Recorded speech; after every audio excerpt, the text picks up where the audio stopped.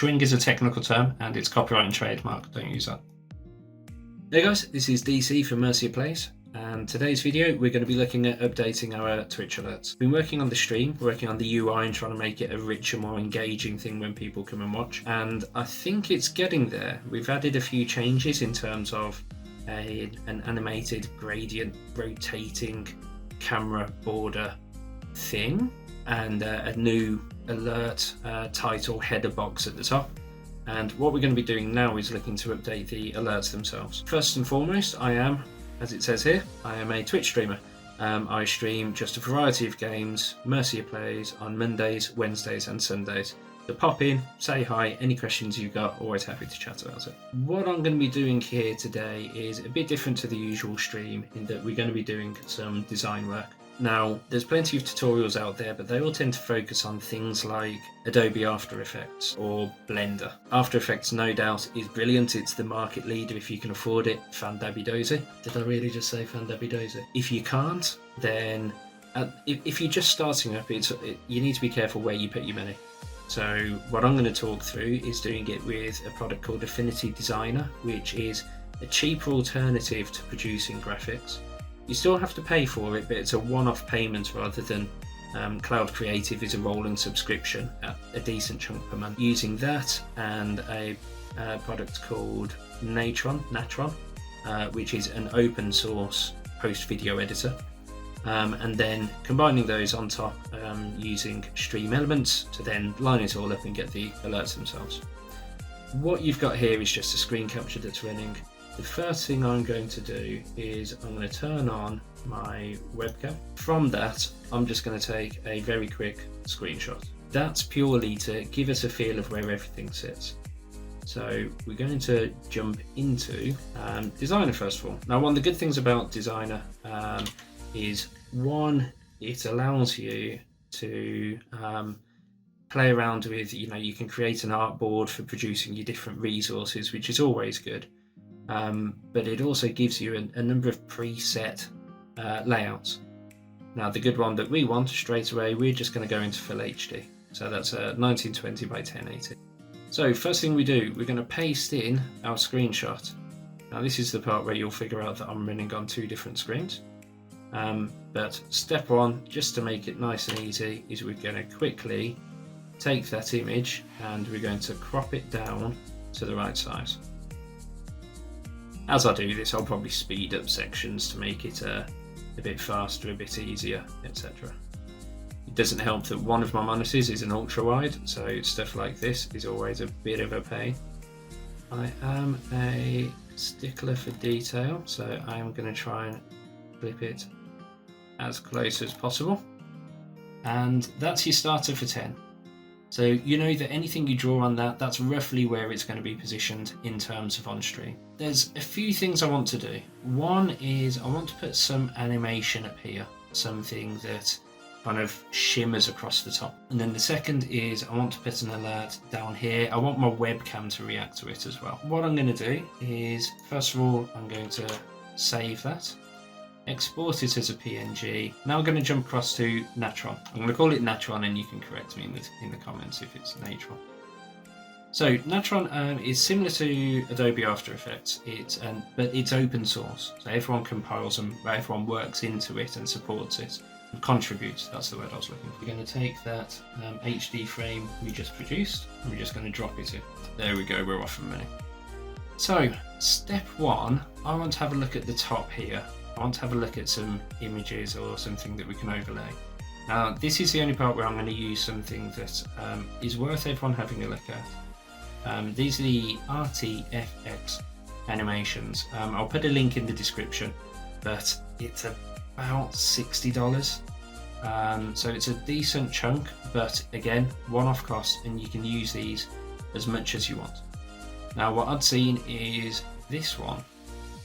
This energy glare down seems to kind of fit what I'm looking for. It's going the wrong direction, but we can always play with that. Now, first of all, Natron works on composites of different nodes. So, whereas After Effects, I believe you get kind of that straightforward view of tracks and you can build it up. Nodes, with Natron rather, you pull your different elements together and then you use nodes to combine them into your end result. So the first thing we're going to do is we're going to use what's called a merge node.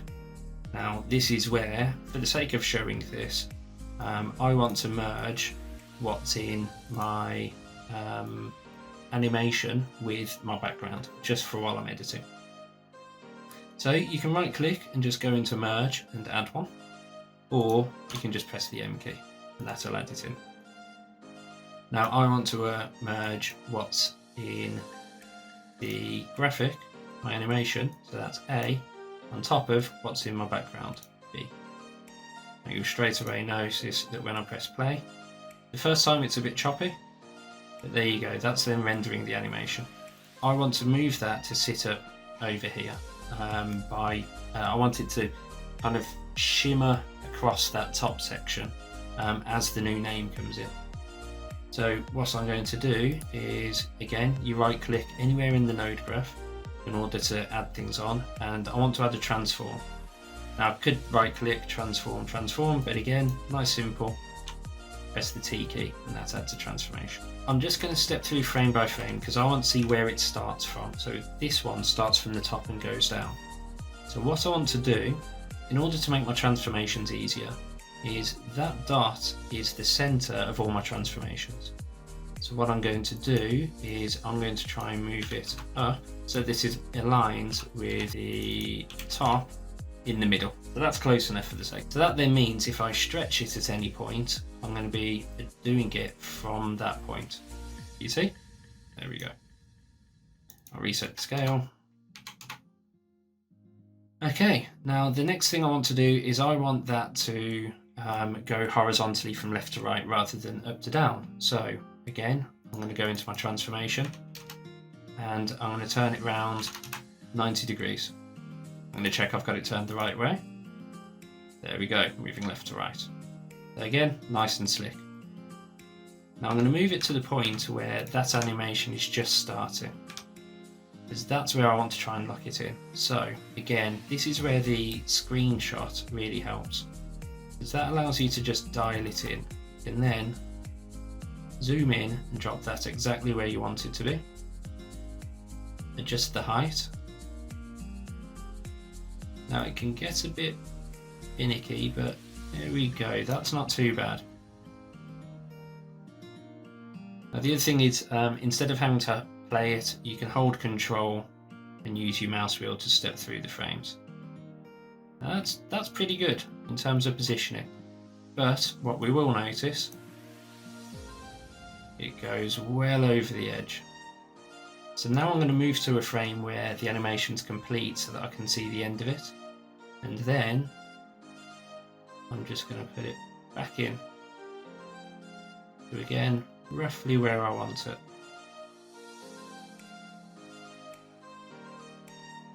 This is where it's handy to be able to adjust the DPI on your mouse as well, so I can dial that down. And there. Now, if you're like me, you'll want it to be pretty much as perfect as you can, so you can always go into these numbers and fine tune it. So that's a bit too small, that's not bad, that's pretty much spot on. But then if we play it, we get a nice swing over that section. Swing is a technical term and it's copyright and trademark, don't use that. Okay, so that's step one. And you'll see swing across the top of it. Now the other thing I want to do is I want to put a highlight onto my webcam as well. So we've got a couple of options here. Again, we'll go back to our list of transitions. And there was one that I'd picked out earlier in true Blue Peter fashion, which was a square transition or a diamond transition, not a transition, effect. There it is, that one there. So energy 08, drag it on, and there we go, we're in. Now again, exactly the same as before, we want to merge that on top of our view. So the merge takes B as its base, and then a series of A merges to go on top. Now what we're going to do here is I'm just going to merge the second one on top there. And you'll notice again, first time, it's quite chunky and painful to render. But there we go, we've got the view there. If you're like me, you will occasionally find that the rendering is pretty poor. I mean, I'm running this with two 1080 Ti's and it still struggles occasionally. The file pre-multiplication, that's one where if you adjust that, it triggers it to re-render, and often you then get a better result. So sometimes you just have to render it a couple of times. There we go, that's looking pretty good. Now the first thing you'll see, the first thing that the eagle-eyed ones among you will notice, is that it's a diamond rather than a square. So we're going to do the same as before. First of all, we're going to select the node, press T in the transform, and first things first, we want that diamond to be a square. So we're going to rotate it through 45 degrees. Now then, if you try to scale it at that point, you'd still be transforming that diamond. So it can get pretty horrible. But what you can do is layer another transform on top. Now at this point, we're now working with the result of the first transform. So the first transform takes our diamond and rotates it to be a square. And then the second one is working from that square, so it will then be working within the axes we want. I'm just going to shrink it and plop it as close to the center as I can get. And I'm going to zoom in. Look at that face. One only a mother could love. And I'm going to adjust the vertical scale first and just try and get it pretty close. There we go, that's pretty good. And then the same with the x-axis. Again, this one will be a bit more fiddly. Let's have a look at that. How's that looking? It's going over the edges a bit. I'm just going to dial this in again, purely because if you're like me, there's this weird thing where other people won't see it, but because you've designed it, you'll see if it overlaps even slightly. And if you're anything like me, it will drive you insane. So that then drops in our second shimmer. What we've now got is at the top, it will shimmer across the follow marker, and for the webcam, it will shimmer down across there. So let's give that a test first of all. So what we're going to do is we're going to go into this merge, and the A and B channels, if you remember B was the background, the A and B channels, I'm just going to turn off the different Bs, and then I'm going to turn on the transparent background marker, and then you should be able to see, right, that's what it looks like without the background. Then I'm going to go in and I'm going to click W to add a writer. Now this is what controls your output, and I'm going to call it test.mov. Now when you're working with Natron, the file names are important. If you call it MOV, Natron will say, that's a QuickTime, and it will set up your writer for you. Now because we want to work in transparency, there's a few different options you can use. There are different AVI codecs with PNGs that will support it, but the quickest and easiest is if you just use the QuickTime that's built in with the ProRes All the Fours. Now the important one, you see over here, make sure you tick that alpha button. The number of times that you'll run a render having forgotten that, run it, and then suddenly there's no, the background isn't transparent. That's what makes the background transparent. Ooh, my stomach is going crazy. So we're then going to render. This is the fun bit where you just sit and watch. But essentially it runs your animation, steps through frame by frame, and builds a .mov file out of it, which supports transparency. So that's done. What we want to do as the next step is we want to convert that MOV to a WebM.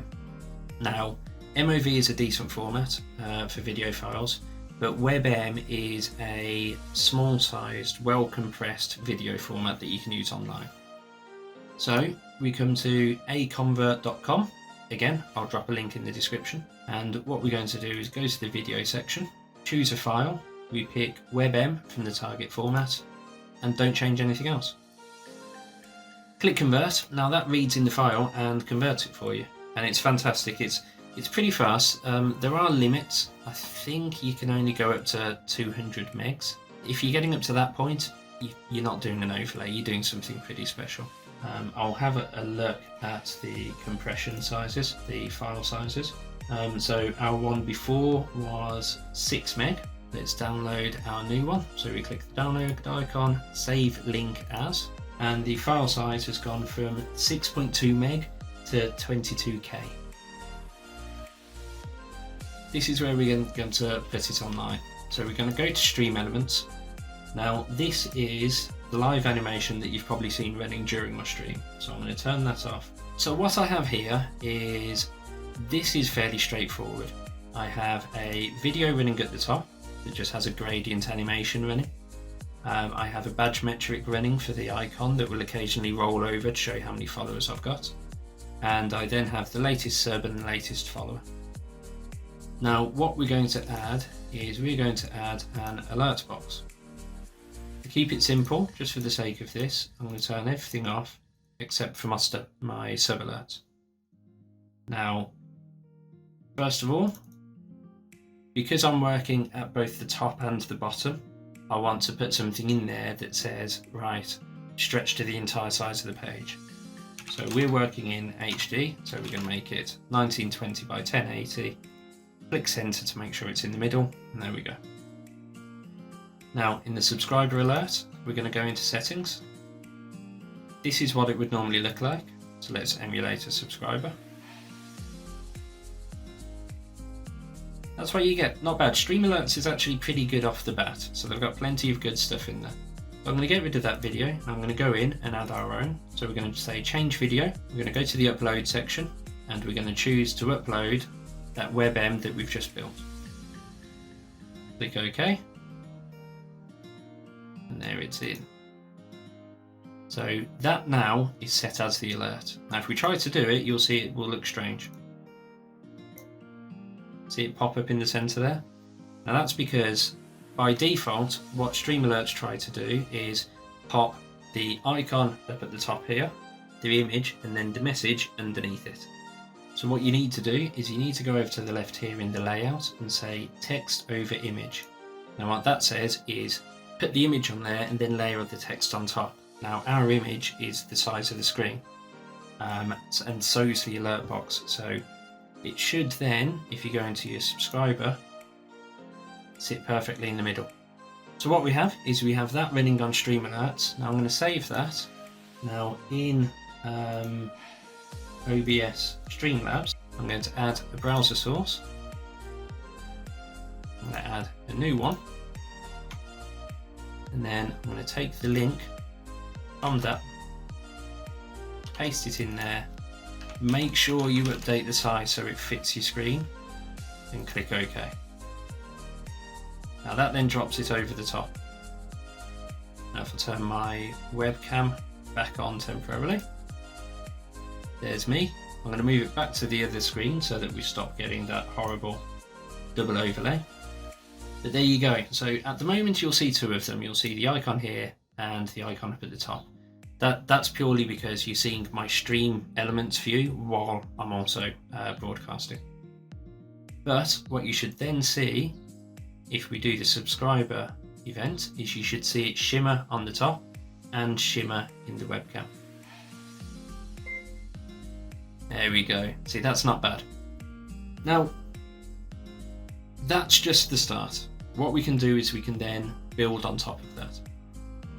Now, where it gets tricky is if you want to do some more custom stuff. So if you want to do that, one, you can build up the different graphics so you can have more happen. So I might have a look at a bar coming out of the camera with the name on, that kind of thing. But you can also go in and you can customize the CSS. But in here, this is where it gets a bit more complicated because you do need a decent understanding of both CSS and JavaScript. But from here, we can then start to play around in more detail. So the JavaScript and CSS we're looking at here isn't hugely complex, but it's probably beyond the scope of what the majority of you will be looking for in custom alerts. So I'm going to speed through this section. If it is something you want me to visit in a dedicated video, then please throw a comment in there, reach out to me by social media, or join one of my streams. Again, Monday, Wednesday, Sunday. And I can talk through it in one of those. But in the meantime, enjoy the speed up. So first thing I'm going to add is, first of all, if you flip it into editing the CSS, by default they put in their own image again. So you get dancing jaws, which fair enough. So I'm going to change that back. So first of all is I'm going to go in and I'm going to replace dancing jaws with our video. Now what you need to do in order to get this is you're going to change video, you find the video you want to use, so that's mine, copy video address. Now that gives you the location of where the video is stored, and then you put that into your source value. So there's step one. Now if we emulate, we get our video back. But the text is up at the top. That's not really what I want. What I want to do is I want to push that text down to the bottom of the screen. I want it to appear next to my webcam. So what I'm going to do is I'm going to step into the CSS editor again. Now there's an awesome text container in there. Now what I'm going to do is I'm going to edit the style for that. There's the awesome text container. Now again, if you don't know CSS, this may be lost to you, but what I'm going to do is I'm going to set the position of it to be absolute, and then I'm going to put it in roughly the position I want on screen, and I'm going to I'm going to reduce the size of the text a bit. There you go. So that's now more in our kind of location that we want to work with. And there we go. So what we're going to do is I'm just going to jump back across to how it may look in game. I'll open up one of the saltiest games on record. And we're just going to, again, what I'm doing is I'm in stream elements on one screen, and I'm just going to emulate a subscriber event. And I think that looks pretty cool. So there you go, that's how easy it is to produce some custom overlays. Now I'm going to spend a bit more work going into it, so I'll probably do a stop motion as I usually do to finish it. But get yourself a copy of Natron, you can produce those overlays using it, you don't need to have Adobe After Effects. I do use Designer, but there's other tools out there like GIMP, Paint.net, open source tools that you can get for free to produce those images as part of your overlay. And then use something like Stream Elements. It's fantastic for building those different layers as part of your overlay. Quick reminder, I am a Twitch streamer. I stream variety games Monday, Wednesday, Sunday. I'm doing more of this design work. So if you do have questions, stop by, say hello, and I'll always be happy to chat. But in the meantime, happy designing, and I'll see you in the stream. Cheers.